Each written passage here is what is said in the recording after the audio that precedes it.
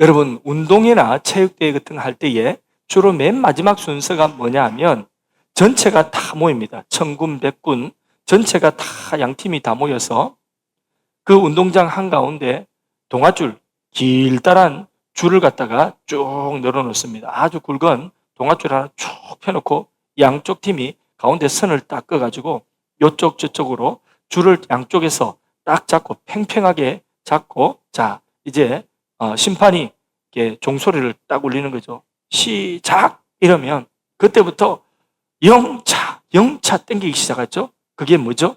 줄다리기죠. 줄다리기. 그거 하고 나면 몸살 납니다. 완전 며칠 동안 그냥 몸살 납니다.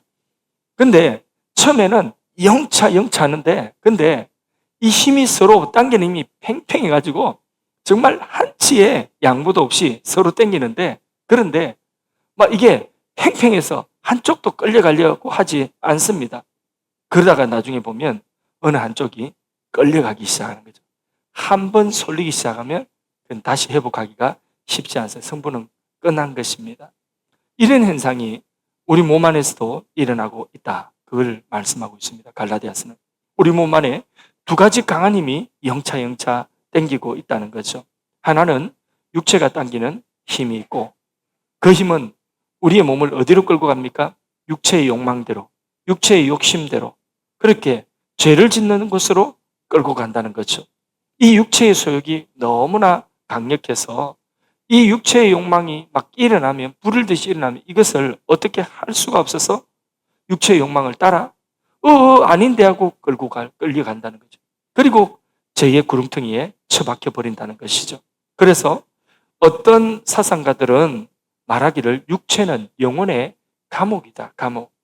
영혼은 그렇게 하고 싶지 않은데 육신의 정욕 때문에 인생을 그렇게 끌려가서 다 망쳐버리고 만다. 그래서 육체는 영혼의 감옥이다. 이런 말들을 하는데, 그게 조금 더 나가면 허무주의 철학으로 가면, 그러면 나중에는 자살을 예찬하는 자살 예찬론까지도, 예찬론으로도 그렇게 가게 되는 것입니다. 왜냐하면 빨리 죽으면 이 육체의 정욕의 지배에서 벗어나고 영원히 자유할 수 있다고 생각하기 때문입니다. 이 육신의 정욕은 악덕 노예 주인과 같은 것입니다. 사람이 완전히 망가질 때까지 절대로 그냥 내버려 두는 법이 없습니다. 예를 들어 볼까요? 알코올 중독자가 이미 중독이 됐어요. 알코올에 중독이 됐어요. 그러면 중독돼 가지고 알코올 중독이 돼서 몸이 망쳐졌어요. 몸이 망쳐졌다고 봐주는 법이 있을까요? 안 봐줍니다. 절대로 안 봐줍니다. 그 사람 완전히 술 때문에 다 망치고 완전히 그 몸 다 망치고 죽을 때까지 봐주지 않습니다. 그럴수록 사람 더 비참하게 술에 빠지게 만드는 것입니다. 이게 육체의 소욕입니다. 육체가 끌고 가는 힘입니다. 이거 조금 내가 마음 상하고 또 육체가 좀 몸이 좀 상했다고 내 몸 조금 상했다 절대로 안 봐줍니다. 육체의 소욕은 완전히 내 몸이 다 망가지고 완전히 다 망쳐질 때까지 육체의 소욕은 봐주는 법이 없습니다. 끌고 가는 것. 그런 육체의 소욕이 아담의 후손인 인간 안에는 있다. 우리 안에도 있다. 예, 그게 성경이 말씀하고 있는 것입니다. 그래서 육체의 소욕에 끌려가는 그 사람들의 맺어지는 열매는 뭐냐? 육체의 열매겠죠. 육체의 열매를 보겠습니다. 자, 그 앞에 우리 지난주에 봤던 것인데 19절에서 21절 설명을 하지 않겠습니다. 그냥 육체의 열매만 다시 한번 확인하고 넘어갑니다. 읽습니다. 시작. 육체의 일은 분명하니 곧 음행과 더러운 것과 호색과 우상숭배와 주술과 원수 맺는 것과 분쟁과 시기와 분냉과 당 짓는 것과 분열함과 이단과 투기와 술 취함과 방탕함과 또 그와 같은 것들이라. 전에 너희에게 경계한 것 같이 경계하노니 이런 일을 하는 자들은 하나님 나라를 유업으로 받지 못할 것이요. 육체를 따라 살면 하나님 나라를 유업으로 받지 못한다. 멸망한다. 자, 또 하나 반대로 성도 안에서 이제 그리스도인은 성령을 받은 자들이거든요. 그래서 그리스도인으로 하나님의 자녀로 거듭나는 것은 예수님의 피와 그리고 진리의 말씀과 성령으로 거듭납니다. 그래서 이게 성령으로 거듭나는데 예수 믿는 사람은 하나님의 자녀로 하나님 백성으로 거듭났다 할 때에 성령이 우리 안에 이미 오신 겁니다. 그래서 성령의 세례를 받은 거예요. 우리는 따로 불세례를 따로 받는 것이 아니라 예수 믿는 모든 사람은 한 사람도 예외 없이 예수를 믿고 구원받은 사람이라면, 거듭난 사람이라면 성령을 받은 거죠. 그 성령 받고 거듭났다 중생되었다, 그게 바로 성령 세례를 받은 거예요. 성령이 오셔서 목욕한 거예요. 그래서 우리의 존재 자체가 법적으로 깨끗하게 되고 성령이 그때부터 그리스도인이 되는 순간부터 성령이 내주하고 계십니다. 그래서 성령 받은 사람이 바로 그리스도인이다. 자, 이렇게 성령이 오시면 성령이 그러면 가만히 그냥 앉아 계시겠습니까? 성령이 하시는 일이 있을 거 아닙니까? 성령도 이제는 성령의 소욕으로 끌고 가려고 합니다. 성령이 이끌어 가시려고 합니다. 그러니까 성령이 이끌어가는 힘과 원래 재성, 나의 재성이 이끌어가는 힘과 이게 서로 팽팽하게 당기는 거죠. 예.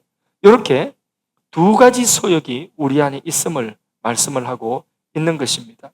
그래서 성령의 소욕을 따라서 이 육체가 끌려가서 성령의 도구가 되면, 그러면 우리 인간의 그 존재가, 인간의 그 몸이 이 세상에서 천사보다도 귀하고 천사보다도 아름다운 존재가 되는 것입니다. 성령에 이끌려 살면, 그러면 인간이 천사보다도 훨씬 존귀한 존재가 되는 줄 믿으시기를 바랍니다. 그런데 그 성령님은 우리를 억지로 끌고 가지 않습니다. 야, 안 따라와? 이러고 뺨 때리고 끌고 가고 뇌를 때리고 끌고 가고 그렇게 하지를 않습니다. 대부분의 경우에는 성령님은 인격적이기 때문에 우리의 지정의를, 그것을 움직이고 설득시키고 감화시켜서 그렇게 성령의 감화로 우리를 끌어가는. 그래서 설교 말씀을 왜 들어야 되죠? 설교 말씀을 들어야 되는 이유가 설교 말씀을 통해서 우리의 지성이, 우리 머리가, 우리 이성이, 우리의 감정이 설득을 당하는 거죠. 그리고 우리의 의지가 거기로 끌려가게 되는 거죠. 그래서 들음으로 믿음이 나는 것입니다.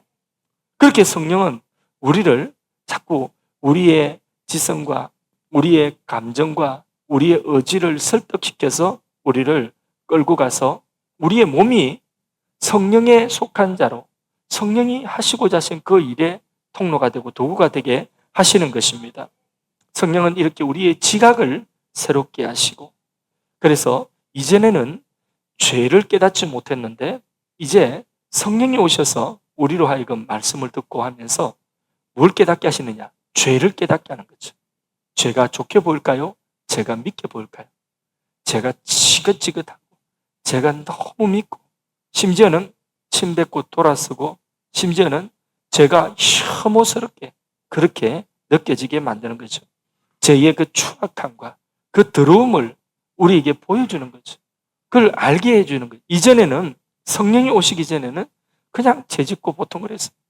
예전에는 남자들이 직장 다니면서 또 학교, 대학교 지성의 전당이랑 대학교 아침에 학교 와가지고 자판기에서 뭐 하는지 아십니까?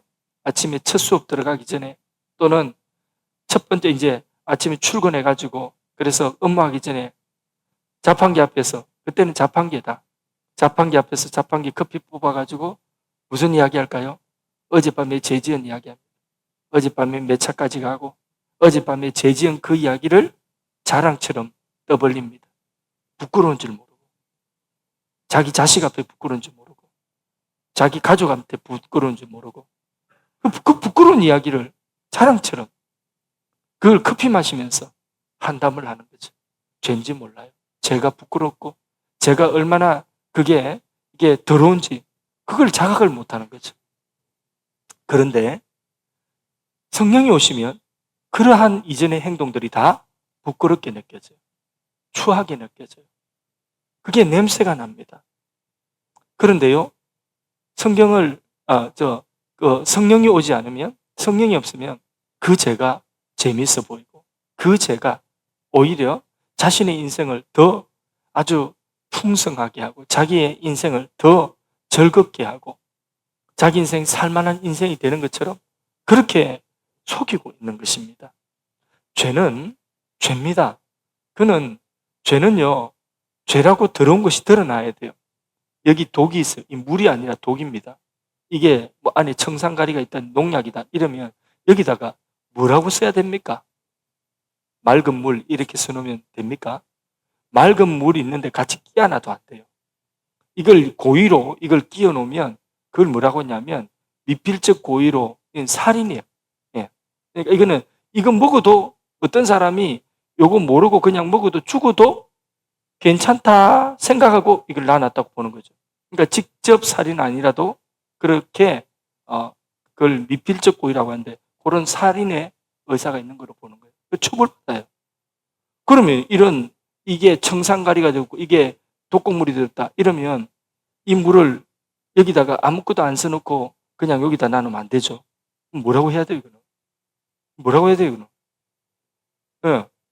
독 이렇게 해야 될 거 아닙니까? 찌약이라든지 농약 이래야 될 거 아닙니까? 먹으면 죽어요 하고 그것도 모자라가지고 뭐 해야 되죠? 해골바가지를 그려놔야 돼요. 해골바가지 시커멓게 그려놔요. 크다랗게. 그래야 이걸 먹지 않죠. 이거 먹으면 안 되니까. 그럼 죄를 뭐라고 해야 됩니까? 죄를 뭐 포장을 해야 됩니까? 죄는 죄다 해야 되는 거예요. 뭐 성적 지향이다 이런 이야기 하면 안 돼요. 죄는 죄라고 이야기를 해야 돼요. 취향이다 이런 이야기도 해도 안 돼요. 그냥 죄는 죄라고 해야지. 그래야지 죄인 줄 알고 돌이키게 되는 거예요. 영화나 드라마를 보세요. 죄를 갖다가 얼마나 미화했는지. 죄가 사랑으로 그렇게 탈바꿈해가지고 영화에 나오고, 제가 드라마로 죄가 사랑이라고 하는 것으로 그렇게 이름을 바꿔가지고 드라마로 나옵니다. 거기에 아름답게 포장되어 있으니까 그 영화 배우가 멋지고 하니까 그 어린아이들이 분별하지 못하고 사람들이 분별하지 못하고 죄를 아름다운 것으로 포장해가지고 그렇게 다 넘어가고 있는 것입니다. 그렇게 하면 절대로 그 죄를 버릴 수가 없어요. 죄가 재밌겠다, 좋겠다, 뭐 그럴 수 있지 이러면 죄를 버릴 수 있을까요? 그러면 절대 죄를 못 버려요. 죄는 그냥 미워야 돼요. 그냥 그게 싫어져야 돼요. 더럽다, 역겹다 이래야 돼요. 그래야지 그 죄를 버릴 수가 있어요. 아이고 그런 짓 하는데 더럽다, 역겹다. 어떻게 한 집안에 가장이 돼가지고 그런 짓을 하지? 아이고 더러워, 아이고 역겨워. 자기가 그걸 느껴야지 그 죄에서 돌이킬 수가 있어요. 그렇지 않습니까? 자기 죄를 자각하지 못하고 인식하지 못하면 그 죄의 자리에서 절대 벗어나오지를 못하는 것입니다. 성령은 우리 안에 우리의 지성을 새롭게 하여서 이전의 죄가 죄처럼 보이지 않던 것들이 이제는 그 죄가 보여지는 거죠. 그 죄가 좋게 보여질까요? 더럽게 보여질까요? 더럽게 보여지는 것입니다. 그럼 감정도 새롭게, 성령이 주시는 감정이 있거든요. 그 감정도 야 재밌겠다 이게 아니라 그걸 보면 감정이 불쾌해요. 죄에 대해서는 그 감정이 불쾌한 감정이 드는 거예요. 이전에는 야 재밌겠다, 얼마나 좋을까, 뭐 얼마나 환상적일까 이런 생각을 하는데, 그런데 그게 아니라 이제는 나의 감정이 그 죄가 이제는 내 마음속에 불편함인 거죠. 그래야지 죄를 버릴 수가 있습니다. 성령은 오셔서 그 일을 하는 거예요. 그래서 우리의 의지를 움직여서 그래서 우리를 성령의 소욕으로 끌고 가는 것입니다. 성령 안에서 그렇게 우리를 끌고 가서 맺어지게 하는 우리의 삶의 최종적인 것을 뭐라고 하죠? 성령의 열매다, 열매. 오늘 본문에 그렇게 성령이 우리의 지, 정, 의를 설득시켜서 그래서 결국 우리를 통하여서 맺어지게 하는 그 열매는 성령의 열매인데 그 중에 첫 번째가 사랑. 예. 우리 교회 이름은 사랑의 교회. 그냥 보통 사랑인가? 하늘 사랑의 교회. 얼마나 멋집니까? 그죠? 예. 그러니까 사랑의 열매를 맺게 하는 것입니다. 그래서 다 일을 하고 난 뒤에 남는 건 뭐가 남느냐? 사랑이 남도록 하는. 그래서 일을 다 했는데 상처, 마음이 다 찢어지고 일을 했는데 교인들이 어떤 일을 했는데 마음 다 갈라지고 찢어지고 상처투성이 나고 그래서 어떤 행사를 어떤 일을 치렀다. 근데 마음은 너덜너덜해요. 마음속에 너덜너덜한 상처가 남았다. 그러면 그거는 성령의 일이에요? 그거는 육체의 일이에요. 그건 성령의 일이 아닌 거예요.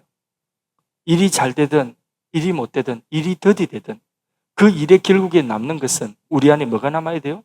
사랑이 남아요. 사랑.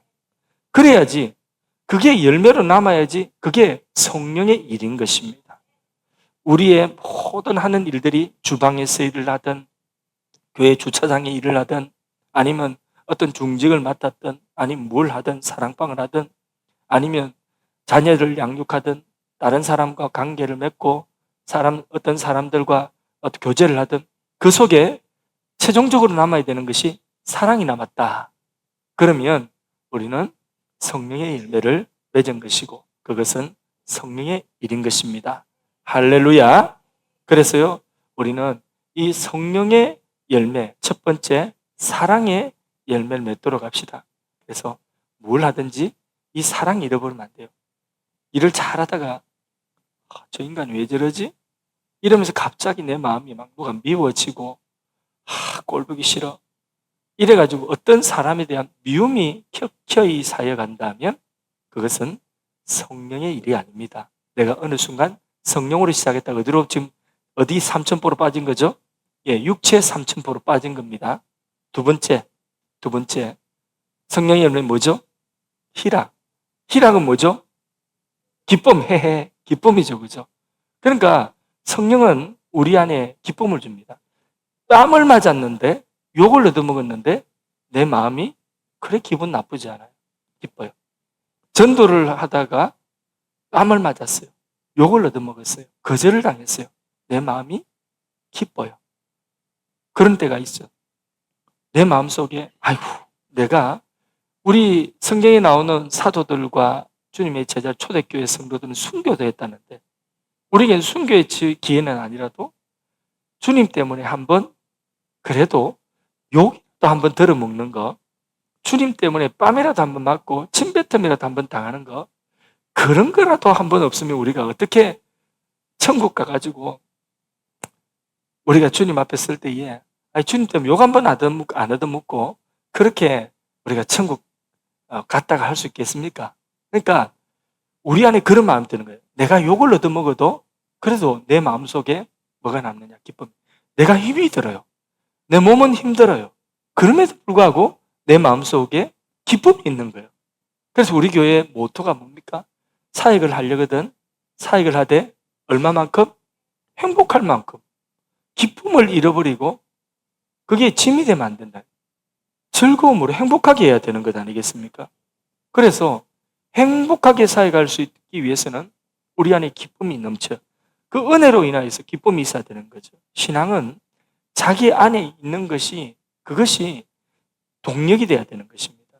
그래서 우리를 이끌어갈 수 있는 우리를 쉬지 않고 계속해서 어떤 선한 일을 할 수 있도록 하기 위해서는 기쁨이 없으면 그 일을 못해요. 아니 즐겁지 않은데 어떻게 그 일을 계속합니까? 안 그렇습니까? 그렇기 때문에 기쁘고 즐거워야 돼요. 목회를 하는데 즐거움이 있어야 목회를 하죠. 자, 목회한다고 나왔습니다. 신학을 했습니다. 개척을 했습니다. 하다 보니까 힘듭니다. 기쁨이 점점 상실되어져 가죠. 그래서 기쁨이 하나도 없어요. 그럼 어떻게 해야 돼요? 계속 기쁨이 없을 것 같아. 나뿐만 아니라 처자식까지도 계속 기쁨이 없을 것 같아. 집안에 불행이 자꾸 쌓여요. 그럼 어떻게 해야 돼요? 그만둬야지, 그거는. 너무 쉽게 이야기하는 것 같지만은 쉽게 이야기하는 거 아니에요. 틀림없이 하나님이 그를 부르신 것 같으면 목회의 현장은 어려워도 그 마음속에 하나님 주신 기쁨이 있어야 돼요. 그게 성령의 일이에요.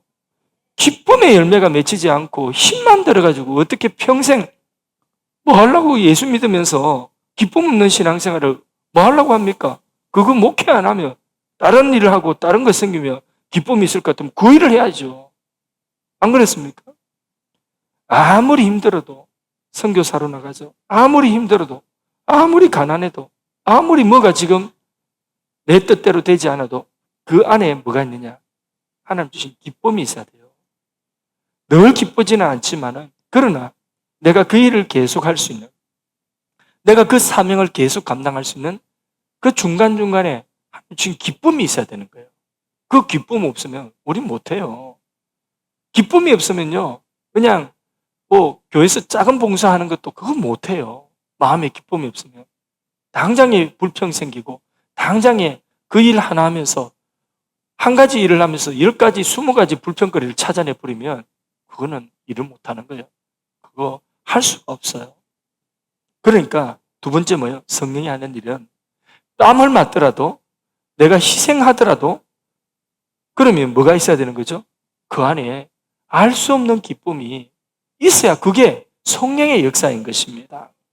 그래서 마땅히 해야 될 일을 하지 못하고 싫어 그만두는 그런 경우가 많은데, 그게 왜 그러냐면 기쁨이 없어서 그런 것입니다. 그 근본적인 원인은 성령으로 시작했다가 육체로 돌아가면 그냥 기쁨을 상실하는 것입니다. 그 다음 세 번째 성령의 의미는 뭐라고요? 다 하고 나서 화평이 남아야 되는 거죠. 화평. 그래서 이런 경우는 있어요. 바울과 바나바가 처음에 마가를 데리고 선교여행을 떠났잖아요. 마가를 데리고 선교여행을 떠나가지고 마가가 아이고 너무 힘들다고 내빼버리잖아요. 그래서 선교 팀워크가 깨졌어요. 그래서 그 1차 선교여행 때에 마가가 팀워크를 깨고 못하겠다고 중간에 포기하는 바람에 바울이 되게 힘들었어요. 그 팀들이 굉장히 힘들었어요. 그래서 바울이 그냥 2차 때에 그냥 그렇게 마가 못 데려가겠다는 것이 아니라 그만큼 마가가 힘들게 했다는 거예요. 얼마나 힘들게 했습니까? 그런데 성경을 보면 그 마가가 이 바울과 함께 계속해서 원수가 지고 있습니까? 아니죠. 그거 아닙니다. 계속 원수가 진 것이 아닙니다. 마가가 필요한 사람이에요. 누가에게. 그렇게 모든 일의 끝에 분열로 끝나는 것이 아니라 그렇게 일시적으로 일이 맞지 않아서, 사역이 맞지 않아서, 사역의 방향은 달라. 하나는 바나바는 이쪽으로 가고 바울은 이쪽으로 가는 그런 일은 있을 수 있어요. 그럼 바나바가 성령의 사람이고 바울이 성령의 사람이에요? 그럼 둘 중에 하나는 성령의 사람이 아닌 거예요? 그러면 뭐예요? 둘 다 성령의 사람이에요. 하나님이 한쪽은 이쪽으로 가게, 한쪽은 그거는 있을 수 있어요. 그러나 크게 보면 다 성령의 일이에요. 그럼 둘이 원수 질 필요 있어요, 없어요? 없는 거잖아요. 그러니까 우리 교회 신앙생활 하시다가 딴 데 가서 신앙생활 잘 하시고 그러면 원수 질 거 없어요. 크게 보면 성령의 일이에요. 그분이 지옥 가지 않는 것 같으면, 그분이 이단이 아닌 것 같으면. 안 그렇겠습니까? 원수 질 일, 마음 상할 일 없어요. 그러니까 누군가를 미워해서도 안 되고 그 안에 뭐가 남느냐? 화평함이 남. 그러나 대부분의 경우는 그렇게 갈라지는 것이 아니라 성령의 일들은 화평으로. 그리고 우리가 오늘 예를 들어서 오늘도 우리 신방을 하고 왔어요. 한 사랑방, 소망 사랑방 신방을 오전 오후 이렇게 소망 사랑방 가족들이 다 함께 모여서 다 함께 한 집 한 집 들러서 신방 대원이 되어서 한 사랑방 전체를 100% 사랑방 전체 신방을 다 받았습니다. 예. 그런데 사랑방 가족들이 같이 다니면서 예배드리고 그 가정을 위해 기도해주고 그리고 차도 한잔 마시고 점심도 같이 먹고, 그러니까 그 사랑방의 화목함이, 화평함이 커졌겠습니까? 아니면 이게 깨졌겠습니까? 훨씬 더 커지는 거죠. 이게 성령의 일이에요. 우리 교회가 어떤 일을 하고 거기에 교회 안에 화평함이 있어서 서로 얼굴만 봐도 재밌고 서로 얼굴만 봐도 좋고, 우리 부활절 때마다 이게 뮤지컬 하기도 하고 또 성탄절 때 이런 행사 같은 거 할 때 보면 그걸 보면 딱 그 어떤 전체 행사에 한 번씩 굉장히 은혜가 되고 굉장히 우리를 즐겁게 하고 그냥 배를 잡게 하는 그런 순간도 있잖아요. 그렇게 뭔가 한번 다 웃고 나고 한번 은혜로 같이 받고 나면 그러면 아이고 너무 좋다 이러면서 모두가 또 같이 이 자리에서 울고 웃었던 사람은요 같이 그런 의식을 하나됨의 의식, 그게 화평함을 이루는 것입니다. 교회는 그래야 되는 것입니다. 남으면 성령의 사람은 피스메이커예요. 거기 불화가 있는 곳에도 성령의 사람은 피스메이커. 그래서 화평함을 이루는 거예요. 성령의 사람이 아닌 사람은 가서 쪼갭니다. 가서 자꾸 분열하고 이간질을 시키고, 이간질을 시키는 자꾸 멀어지게 하고 이간질 시키고 정오가 남게 하고, 그건 성령의 하시는 역사가 아닌 것입니다. 분열을 일으키는 사람, 다니면서 이간질하는 사람, 누구에게 속한 사람이겠습니까? 그 순간만큼은 마귀에게 속한 사람이고 육체의 소욕을 따라가는 사람인 것입니다. 자, 화평. 우리가 무슨 일을 하고 나면 무엇이 어떤 열매가 맺혀져야 한다고요? 화평함의 열매가 맺혀져야 됩니다. 예. 그래서 우리 지난 임직 마치고 우리 임직 받은 분들과 목회자와 우리 성도들이 다 화평함을 이루어야 됩니다.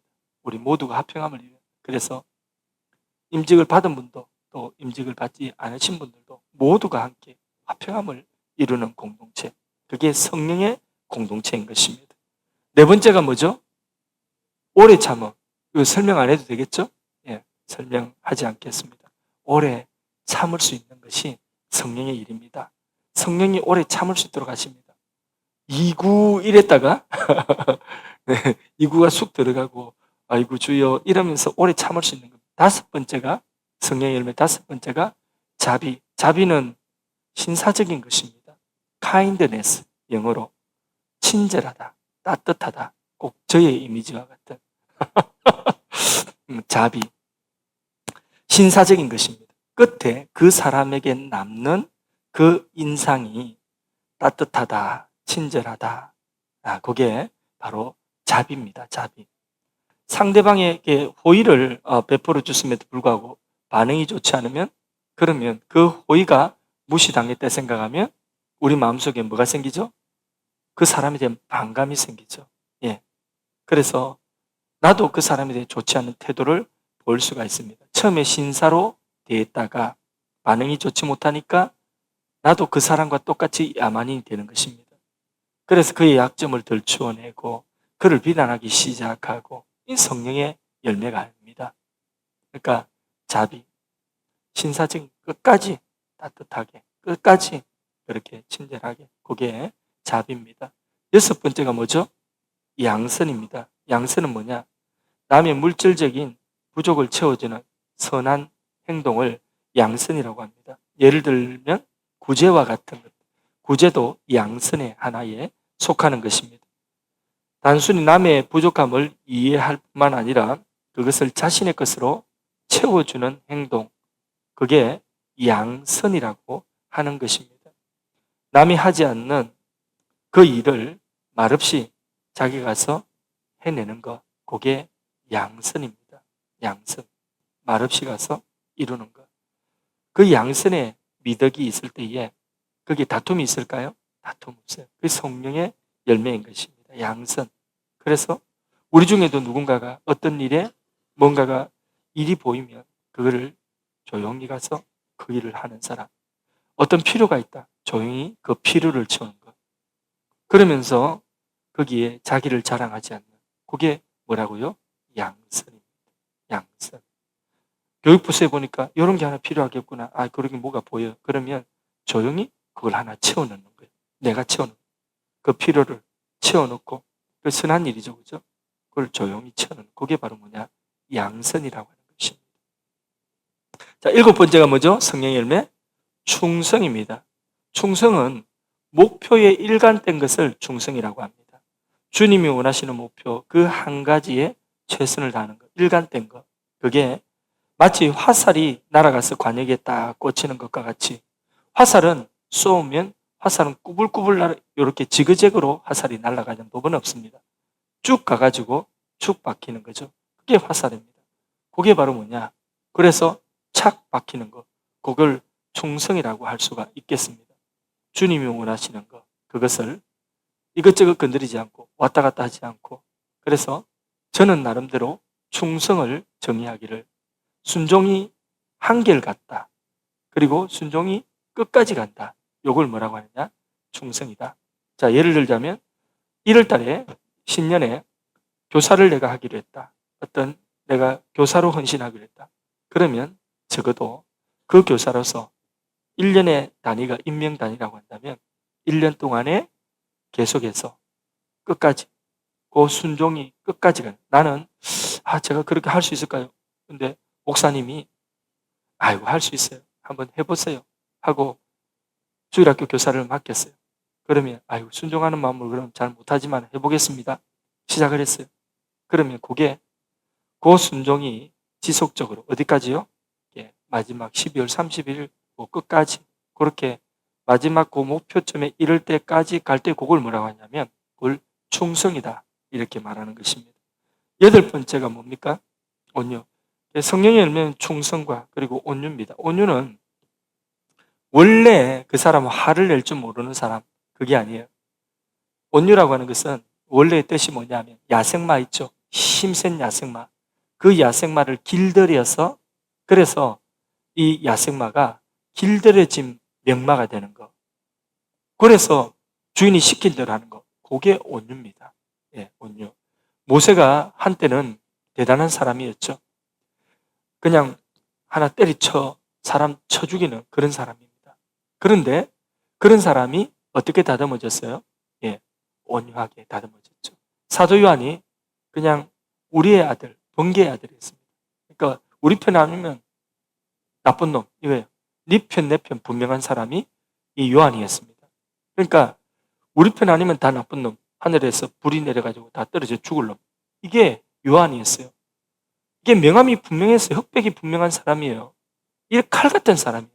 근데 요한이 나중에 어떻게 길들여지죠? 사랑의 사람으로. 예, 그게 바로 온유입니다. 온유. 마지막 9번째 이제 다 됐습니다. 마지막 9번째 뭐죠? 성령의 열매. 절제. 그래서 성령의 열매는 절제를 하게 합니다. 너무 좋은 일이라도 과하면 과유불급이라 하죠. 너무 과하면 선이 되지가 않습니다. 그래서 친절을 베풀어 주는 것도 너무 친절을 베풀어줘요.